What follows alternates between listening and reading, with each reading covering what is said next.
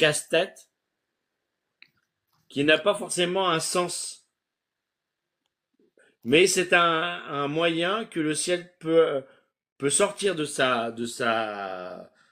son truc pour qu'on puisse s'amuser avec. Ouais, j'imagine qu'il doit y avoir un tas de trucs là-dessus. Mais pour moi, C'est c'est jamais, vraiment, tu c'est ça vois, qui est par exemple, amusant. où Quand on prend le temps. je suis souvent en désaccord avec Pythagore, parce que parfois, il s'attache trop à ce que je vais appeler la mathématique. Il pense que la mathématique, c'est ce qui va être l'essentiel du fonctionnement de ce qu'on va appeler le Tao, comment fonctionne le Tao. Ouais. Ah, ben, c'était une Et le problème, époque. c'est que j'aime bien.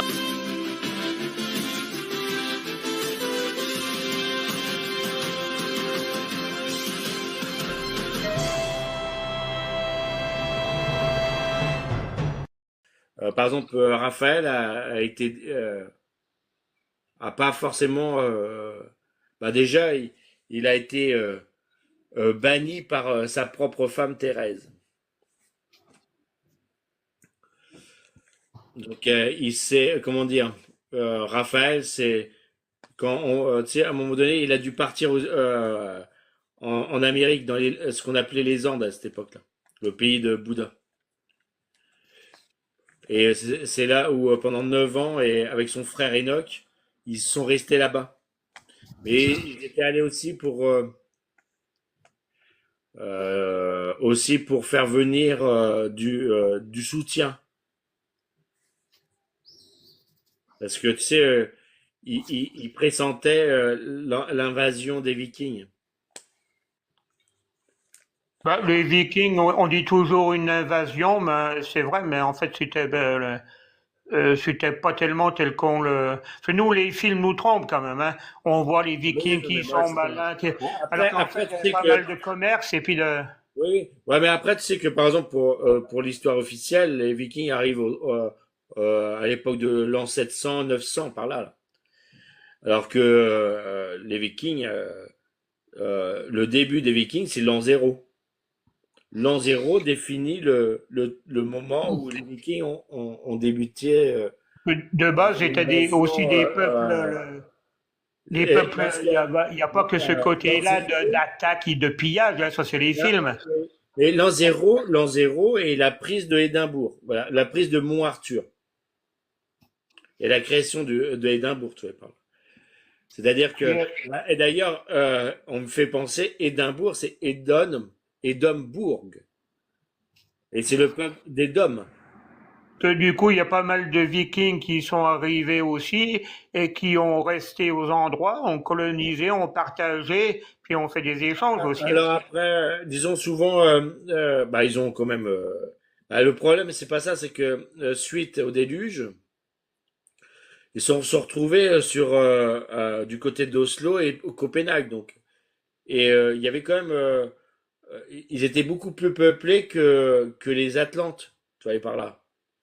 Donc moi, quand il y a eu la confrontation entre les Atlantes et, et, et on va dire les Vikings en l'an 499, on m'avait parlé que les Vikings étaient 250 millions contre 85 millions des Atlantes. Il y avait une grosse différence, quoi, de peuple. Moi, mais avec une Il faut technologie, imaginer qu'à un moment donné, ils se retrouvaient en Norvège, hyper peuplés, qu'à un moment donné, eh bien, l'obligation de trouver des nouvelles terres, voilà.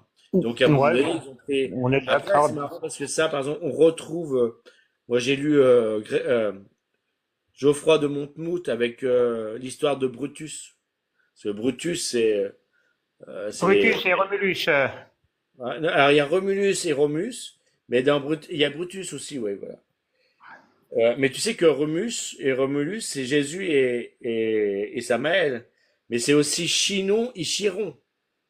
bah, si on regarde toutes les traditions, on retrouve presque les mêmes histoires dans toutes les religions, Ouais, bah, quelque par part. exemple, tu vois, c'est intéressant parce que, tu vois, par exemple, il y a l'histoire de Anubis. Eh bien, on retrouve un peu la même histoire que Moïse. Ouais, sur le principe.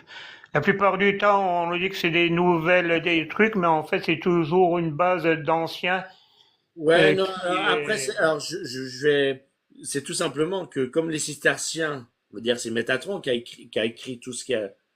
Et donc, c'est quand même Métatron, le scribe du de l'ère du mensonge, je dirais pas là, qui a écrit toutes ces histoires-là, mais qui s'est inspiré des guerres d'Orient. Ouais, voilà. De base, ça serait compréhensible comme ça, parce que comme ça, on voit qu'il y a toujours une trace de correspondance, quelles que Et soient voilà, ce que je veux dire, c'est que il y avait les Grecs, les les époques ou Égyptiens, tout les... ça, c'est des noms qu'on donne dans certaines planètes. Et donc, selon la tribu, par exemple, en Grèce, il y avait une tribu, et ben on les appelait les Grecs, voilà. Mais qui venaient, je sais pas de quelle constellation encore, je sais. Mais à un moment donné, ils ont été, voilà, les Grecs, les Macédoniens, c'est le peuple de Samaël, c'est ce qui ont, et le mariage des Vikings du peuple de Samaël a donné la, les Sémites, voilà, le peuple de Noé. Mais après, oui, ce que je veux dire, c'est que lorsque Métatron a écrit, il va écrire l'histoire de Zeus, et ben on va retrouver les mêmes le même fond d'histoire avec des personnages différents. Et à un moment donné, donc, il va être en Grèce, il va utiliser Zeus. Et quand il sera en Égypte, ça sera Anubis ou Ra. Ouais, ok, ouais. Il y a ça donne, comment dire, une voie plausible, au moins Ouais. Et donc, dans pour ça que l'histoire. on retrouve par exemple, on retrouve enfin, quand la vraie histoire, c'est Arthur avec Merlin. Si on retrouve les mêmes histoires avec Merlin, et en fin de compte, elle est racontée de façon chez les Grecs, chez les Égyptiens.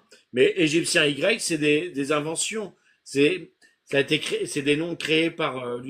Alors, c'est des choses qui existaient dans telle ou telle tribu, dans telle ou telle planète, mais qui n'existaient pas. Par exemple, à l'époque des Égyptiens, ils se sont jamais appelés Égyptiens. Leur nom était les couches, je crois. Bah, Donc, ça, après, voilà, c'est l'histoire, les livres, après, justement, quand on a raconté l'obligation l'histoire, de diriger le peuple à un et moment de... donné, on a eu la volonté d'écrire une histoire dans le passé, on a inventé le passé. Ouais, bien Et arrangé, on va dire, le oui. passé, on a inventé le passé chez les Grecs, on a inventé le passé chez les Égyptiens, on a inventé les passés, et on retrouve toujours le même, par exemple, l'histoire d'Anubis, on le retrouve chez Moïse, on va le retrouver chez Merlin, on va le retrouver chez Zeus. C'est donc raccord. Et bah, c'est moi, Anubis. Bah, dernièrement, tu vois, j'ai regardé je regarde justement, on m'a, on m'a dit que j'étais Anubis. Puis je sais pas, on me tardait à et là, tu vois, là, on me fait commencer à me faire voir des vidéos de ce ce qu'est Anubis. Et c'est hyper intéressant parce que beaucoup de choses qui est dit, c'est moi, quoi. Je vois qu'ils ne disent pas de bêtises. Tu Bah, vois? Anubis, attends, parce que c'est mon histoire, ça, enfin, entre guillemets, il règne un peu dans le sens, il règne sur les morts. Bah, c'est moi. Et ben, on va retrouver ça chez Chronos. On a un truc en commun. Et on va retrouver ça chez la faucheuse. Ouais, ben,